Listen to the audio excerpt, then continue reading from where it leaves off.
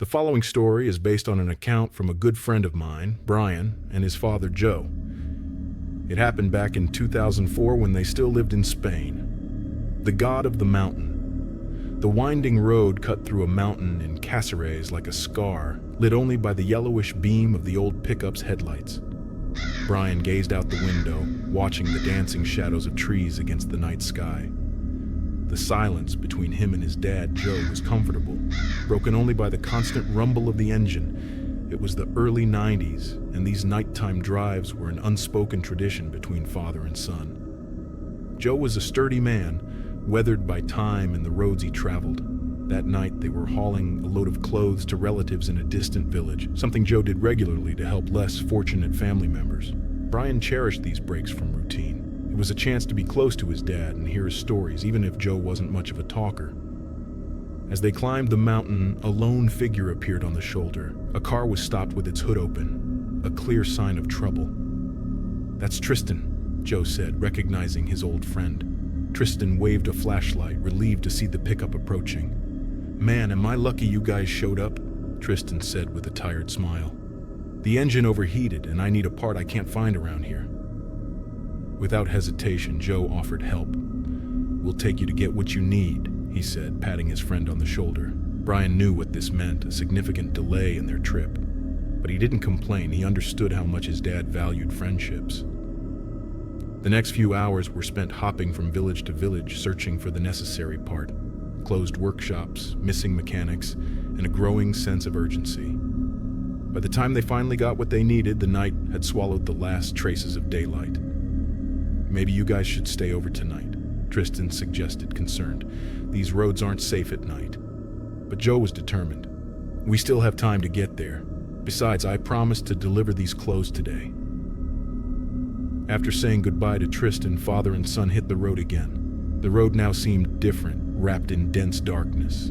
Thick vegetation on both sides formed a natural tunnel, and low-lying fog added an air of mystery to the scene.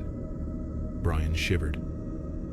"Dad, have you heard any stories about this mountain?" he asked, trying to shake off his unease. Joe kept his eyes on the road. "A few. People like to make up legends about places like this." "What kind of legends?" "Stuff about mountain spirits, ancient creatures. But they're just stories." Silence settled between them again, but was soon broken when the pickup's engine started to sputter. The temperature gauge shot into the red zone. "Damn it," Joe muttered, pulling over onto the narrow shoulder. "We're out of water for the radiator," Brian noted, worried. Joe sighed. "We'll have to wait for it to cool down a bit before we can move on." Outside, the air was freezing, and there was a feeling like something was watching them. Suddenly, a deep roar echoed through the mountain, so powerful that Brian felt it in his chest. The trees rustled, and nocturnal birds scattered into the sky. "What was that?" Brian asked, his eyes wide. Joe tensed up. "Get back in the truck, now." They locked themselves inside. Joe slid the door locks down and, with trembling hands, closed the makeshift curtains he kept to block out light when he needed to sleep in the truck. "Dad, what's going on?" "Stay quiet, son. Don't make a sound." The silence outside was palpable. Brian could hear his own heart pounding. Then heavy footsteps began to echo on the dirt road, slowly approaching. Each step made the ground tremble slightly. A shadow passed in front of the turned-off headlights, blocking the little light the moon provided. Brian peeked through a small gap in the curtain and saw a massive silhouette, impossible to distinguish between human or animal. The hairs on the back of his neck stood up. Something scratched the side of the truck, a metallic sound that made Brian shudder. The creature began circling the vehicle like a predator sizing up its prey. The air inside the cab felt thin, and the smell of wet earth mixed with something rotten filled their noses. Joe whispered, barely audible, "No matter what happens, don't leave this truck." Before Brian could respond, his dad opened the opposite door and stepped out, closing it softly behind him. Panic set in. "Dad!" He wanted to scream, but no sound came out. Through the curtain, he saw Joe take a few steps away and stop. The colossal shadow approached him. The faint light revealed long, muscular legs, claws reflecting the moonlight, and eyes that seemed to glow a yellowish hue. Joe raised his hands, either in surrender or perhaps pleading. He seemed to be murmuring something, but Brian couldn't hear. The creature tilted its head as if observing him with curiosity. Suddenly, a guttural scream tore through the night silence. Brian couldn't tell if it came from his dad or the creature. The shadow moved quickly, and both disappeared from his view. Despair overwhelmed Brian. Trembling, he decided to do the only thing he could think of: start the truck and get help. He turned the key in the ignition. The engine groaned but didn't start. "Come on, come on," he urged, trying again. This time the engine roared to life. Without thinking, Brian put it in gear and slammed on the gas. The truck lurched forward, but something slammed into the back, almost causing him to lose control. In the rearview mirror, he saw only darkness, but felt that presence closing in. He sped as fast as he could down the narrow curves, his heart pounding wildly. The next few minutes were a blur of trees whipping past and the engine working at its limits. He didn't know if he was being followed or if his dad was still alive. Finally, he spotted the lights of a small village. Relief washed over him so intensely that tears streamed down his face. He stopped in front of a tavern where some men were chatting outside. "Help!"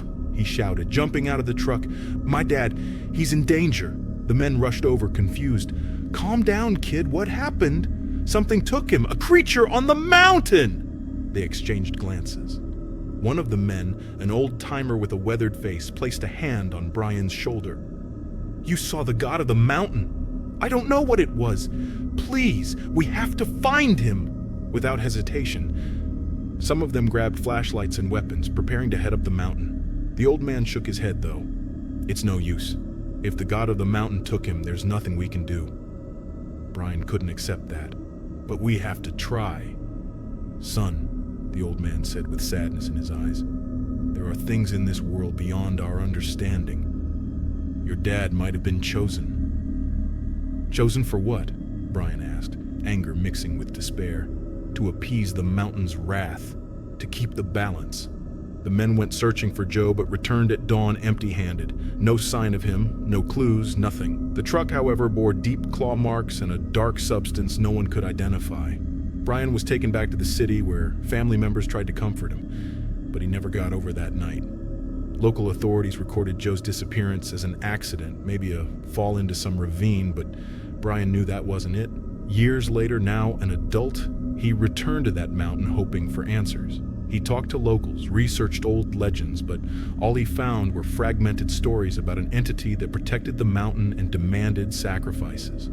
On one of his last visits, he found the old man who had helped him that night. "Why my dad?" Brian asked, the pain evident in his voice. "The god of the mountain chooses those with pure hearts," the old man replied. "Your dad was a good man. Maybe he offered himself to protect you." "That doesn't make sense." "Not everything has to make sense, son. Some mysteries aren't meant to be solved." Brian left the mountain once more, with more questions than answers. He never truly knew what happened to his dad that night, whether he fell victim to a mythical creature or something even more terrible, maybe human, was behind his disappearance. What remains are the scars, not just on the old truck he still keeps in his garage, but in his memory. And every time night falls and the wind blows a certain way, he wonders if his dad is out there somewhere watching over him, or if the mountain will come for him someday too. The souls of the cemetery. Ruan from Guatemala always believed that some family stories are better left buried in the past. But one night, while he and his dad Francisco were chatting in the backyard under the crescent moon, the conversation drifted back to an old event, something mysterious and scary that happened during Francisco's youth, involving a couple known as El Canche and Doña Gila, and a gruesome murder that haunted the region. Ruan's story begins when Francisco, still a boy, faced financial hardships at home and had to start working early. He was responsible for transporting goods for vendors at the central market of a small town in Sololá, Guatemala. Since the walk from his house to the market was too long for the chilly early mornings, Francisco accepted an offer to stay a few days a week at the home of El Canche and Doña Gila, a humble couple who lived just 30 meters from the main entrance of the town's cemetery. Every Tuesday and Thursday night, Francisco would arrive at the couple's small house. Even though he was used to the environment, the cemetery's proximity and the local ghost stories always made him a bit nervous. The simple room where Francisco slept opened into a hallway where you could see part of the cemetery through the window, and the boy's imagination ran wild, conjuring up the scariest scenes. It was early November, near the Day of All Saints celebrations. The air was colder than usual, and a whitish fog crawled along the ground around the cemetery, creating a ghostly atmosphere. Francisco was getting ready to sleep after a long day of work when he heard the couple whispering in the living room. Curious, he approached quietly. His heart raced as he overheard El Canche murmuring about a gruesome murder that had recently occurred in the town. A missing child found lifeless at the cemetery's edge the previous night.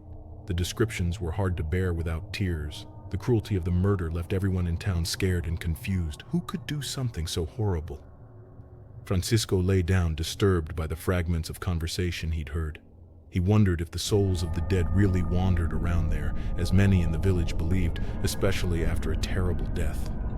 He tossed and turned in bed, unable to sleep, his mind filled with scary images. The next day was a work day. He woke up before dawn. El Canche and Doña Gila were already up, warming coffee on the stove.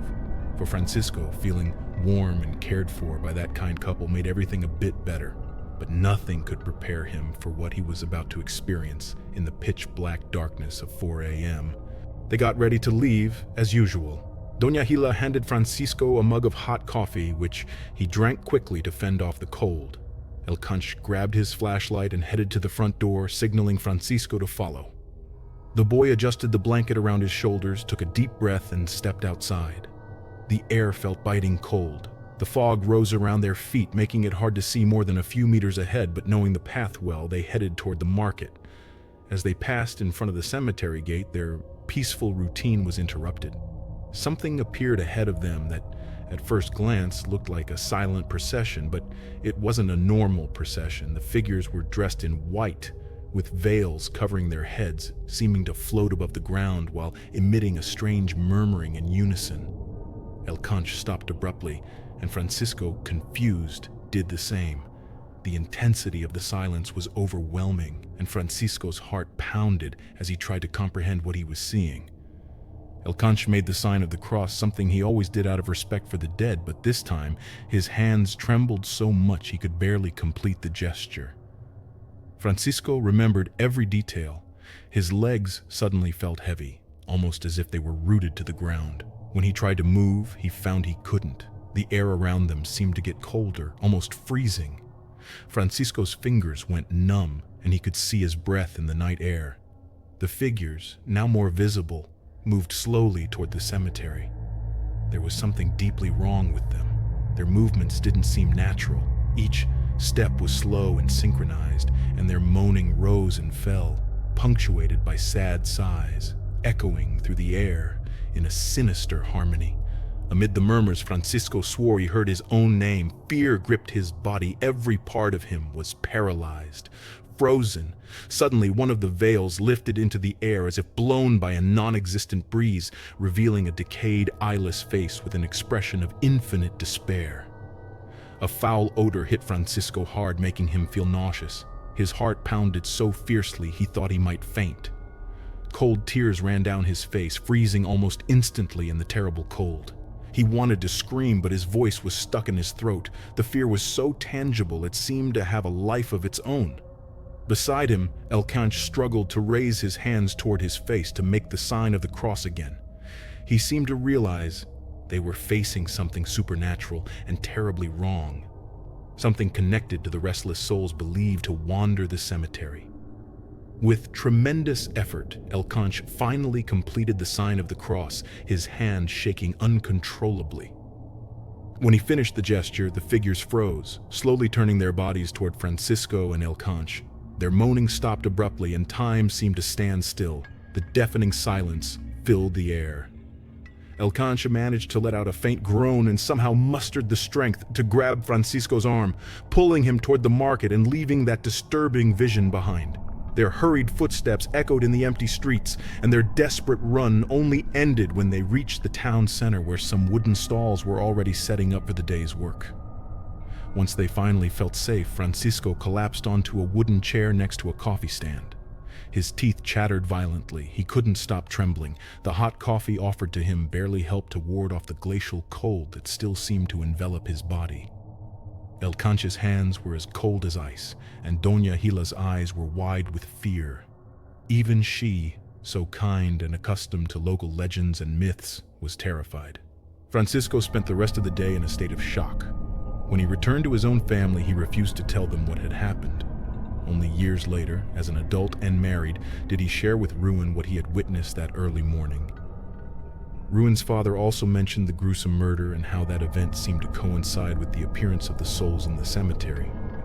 Violent deaths always disrupt the peace between the world of the living and the dead, people said in the village. Over time, Ruin grew up to be a skeptical adult, but his father Francisco's story disturbed him to the point that he could never completely dismiss it. He learned the weight that some family stories carry, and why it's better to keep them in the past.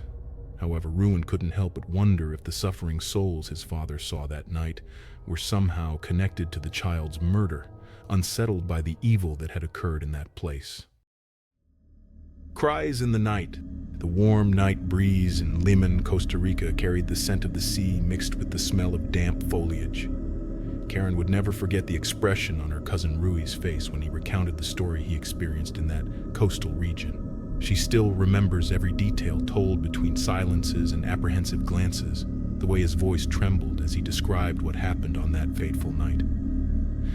It all started on one of the darkest nights of the month when Rui and his three best friends, Diego, Omar, and Lucas, decided to go fishing in the small river near Rui's house.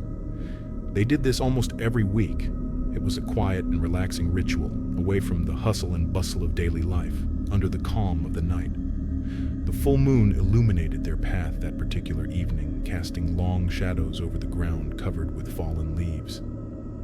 As the group cast their lines into the serene water, they all remained silent, listening only to the gentle bubbling of the river and the distant cawing of some crows in the trees. Then the silence was broken, not by some common night sound, but by a scream. Not just any scream, but the kind of desperate sound that makes your blood run cold and your heart tighten. A woman was screaming in the distance, her voice full of despair and pain tearing through the tranquil night. Rui stood up abruptly, looking at his friends with a pale, tense face. "Did you guys hear that? My God, someone needs help!" His voice was firm, but there was an almost imperceptible tremor. Diego, the most impulsive, dropped his fishing rod and made a move to run toward the screams. "Someone's getting hurt," he said, anger and fear flickering in his eyes. "Let's go, we need to help!" With hearts pounding, the group of four friends ran toward the screams, following the increasingly loud and piercing sounds of wailing. As they got closer to the source of the cries, the moon's glow made the shadows more defined, dancing among the tree trunks lining the path. Reaching a trail on the other side of a bush-filled area, they suddenly stopped. "Stay quiet," Omar whispered, raising his hand. "Let's find out what's going on before we jump in." They crouched among the bushes, trying to observe the figure approaching along the path lit only by the moon's soft glow. Rui felt his heartbeat in his ears, so loud he feared the woman, or whatever might be with her, could hear it. Then he saw her. A thin, terribly thin, woman wearing a long, torn white dress. She moved slowly with a strange trembling in her shoulders, as if sobbing quietly, while the faint moonlight reflected on the long strands of dark hair that fell over her face. Even from a distance, Rui could see something in her arms, a small yellow blanket wrapped around what looked like a baby. She cradled the bundle carefully, but there was something deeply unsettling about the way she moved, or rather, how she didn't quite move. With each uncertain step, she wavered, almost as if she were floating, her feet not quite touching the ground. Lucas swallowed hard, his lips trembling slightly. None of the group were cowards, but the sight of that figure left them completely petrified. Rui's heart was pounding in his chest, his mouth went dry and a cold sweat trickled down his neck. Something wasn't right.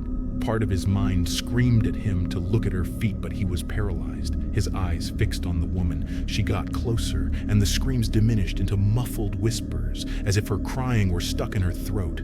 Suddenly, the woman's head lifted slowly, revealing a pale face without eyes, just dark hollows, where eyes should have been. Karen always mentions that at this point in the story, Ruai could barely describe the figure. His voice would become rough and shaky.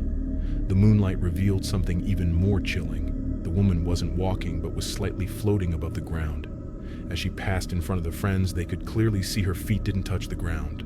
There were no foot shadows on the moonlit earth. Omar, sweaty and pale, slowly pointed at her.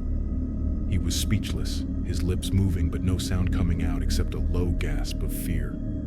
Rui and Diego exchanged glances. Rui's mind raced in 1,000 directions. This wasn't normal. It couldn't be real.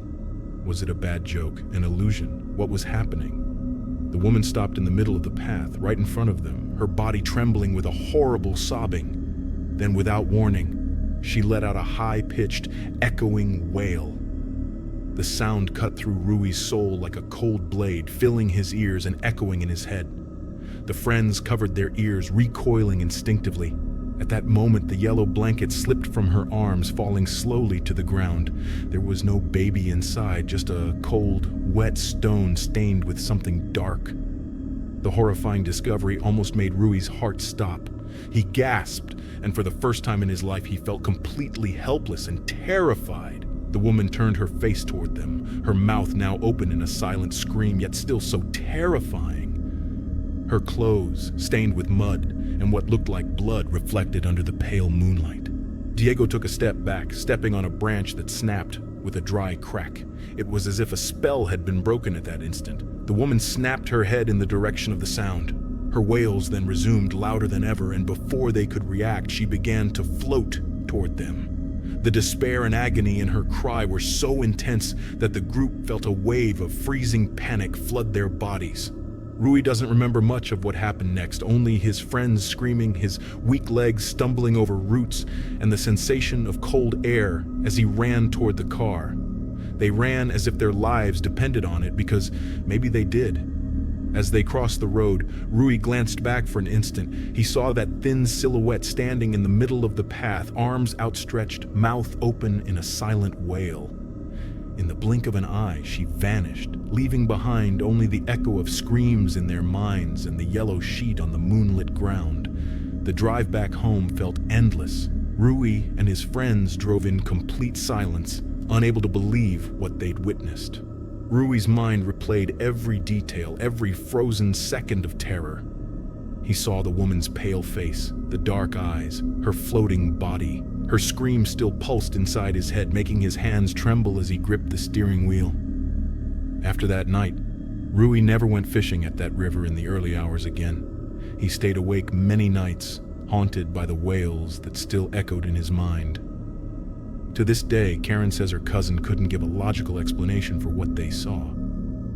The tears he holds back when talking about that experience show that part of his soul was forever marked by the fear and mystery of that weeping, floating woman in the night, known as the dreaded ***, La Llorona ***.